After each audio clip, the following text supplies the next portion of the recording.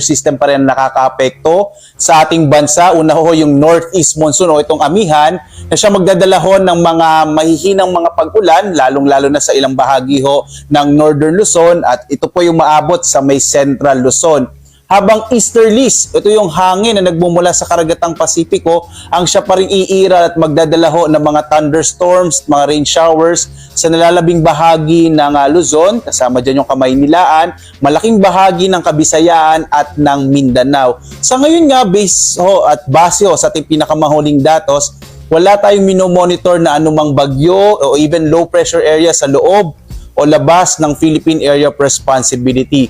Base nga ho sa pinakahuling datos natin, posible ho hanggang sa mga susunod na mga araw, hanggang sa ngayong weekend, maliit yung tsansa na magkaroon pa rin tayo ng bagyo. Generally ho, ibig sabihin, malaking bahagi ng ating bansa ay makararanas ho ng mga fair weather or generally fair